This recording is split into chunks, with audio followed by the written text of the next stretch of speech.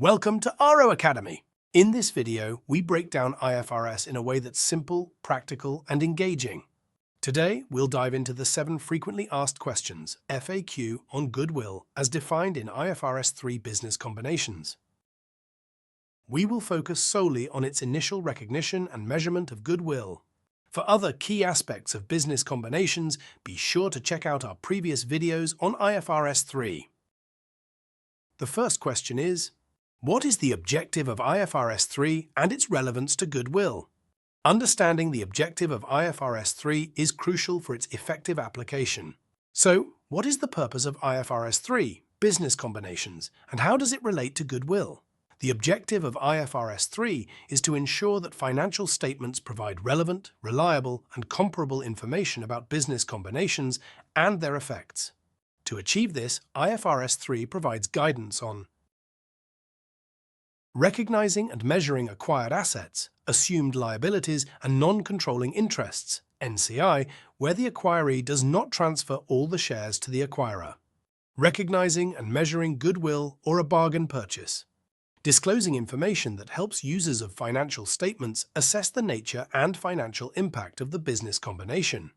Today, we will explore additional questions that clarify how IFRS 3 defines the recognition, measurement, and disclosure of goodwill.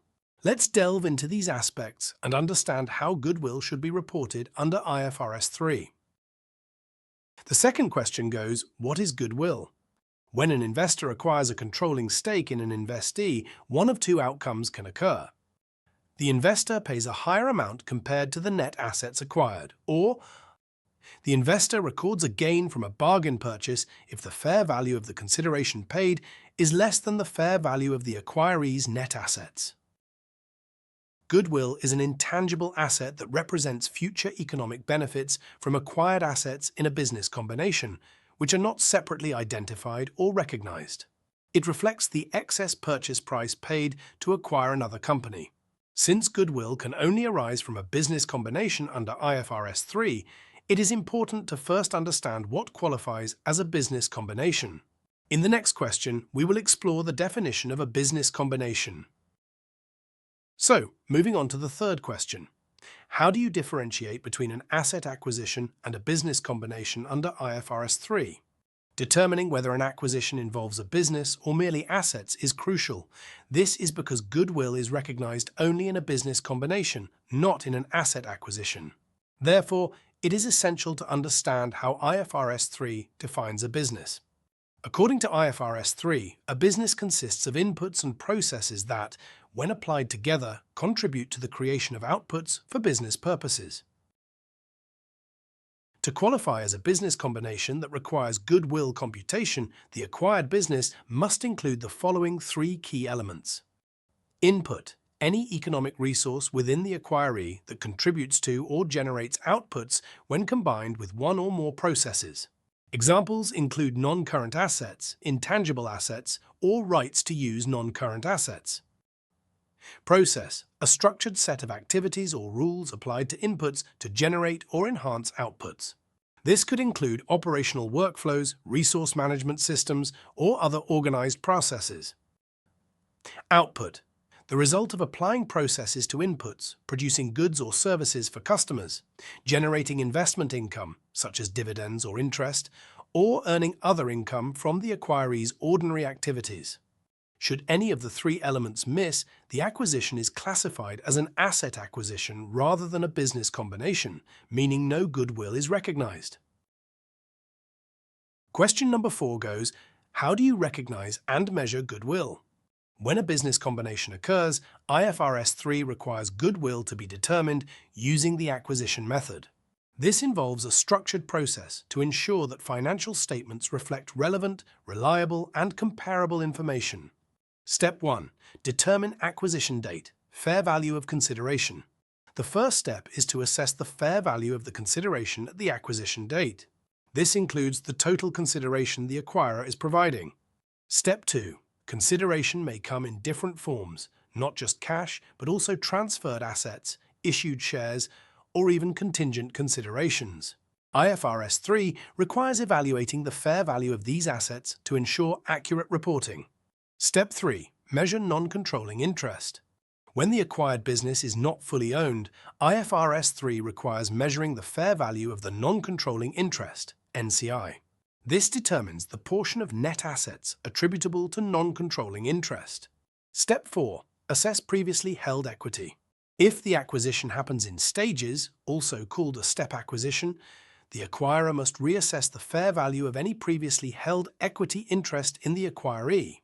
Step 5. Calculate identifiable assets and liabilities. The next step is to identify and measure all acquired assets and assumed liabilities.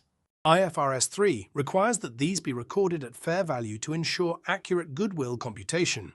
Step 6. Compute goodwill. Finally, goodwill is calculated as the excess of the total fair value of consideration, including assets transferred as consideration, NCI, and previously held equity, over the fair value of the net identifiable assets acquired. If the result is negative, this is known as a bargain purchase, and IFRS 3 requires recognizing the gain in profit or loss instead of recording goodwill. And now this video's longest question. How do you account for a business combination effected using exchange of shares between the acquirer and the acquiree when the acquirer's interest in the acquiree cannot be measured reliably? A key challenge in business combinations arises when the acquirer and acquiree exchange shares. Where only equity interests are exchanged between the acquirer and the acquirees, the acquisition date fair value of the acquiree's equity interests may be more reliably measurable than the acquisition date fair value of the acquirer's equity interests. If so, IFRS 3 considers the fair value of the acquiree's equity interests to be a more reliable measure than that of the acquirer. In this case, goodwill is calculated using the fair value of the acquiree's equity interests rather than the equity interests transferred, equity interest of the acquirer. Question 6. How do you account for a business combination without a transfer of consideration? This scenario presents a serious challenge in accounting for business combinations where no consideration is transferred. In such cases, IFRS 3 requires the acquirer to determine the fair value of the acquirer's interest in the acquiree on the acquisition date.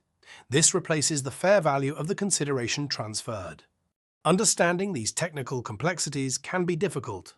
That's why at AARO we simplify complex concepts in our advanced group reporting training, helping you streamline your reporting process. And now the final question. What happens when a subsidiary is purchased at a profit? Occasionally, an acquirer may engage in a bargain purchase, where the consideration paid is less than the fair value of the net assets acquired. This can occur in situations such as a forced sale, where the seller is compelled to sell. IFRS 3 requires the acquirer to reassess the recognized amounts of identifiable assets and liabilities to ensure accurate fair value measurement. If, after this reassessment, the transaction still results in a bargain purchase, the acquirer recognizes the resulting gain in the consolidated statement of financial performance on the acquisition date. Thank you for joining us to explore goodwill accounting under IFRS 3 business combinations. While IFRS 3 enhances financial reporting on business combinations, it does not cover all aspects of goodwill. At AARO Academy, we offer specialized training in intangible assets and group accounting to deepen your understanding. Enroll in our upcoming IFRS courses to make your reporting seamless.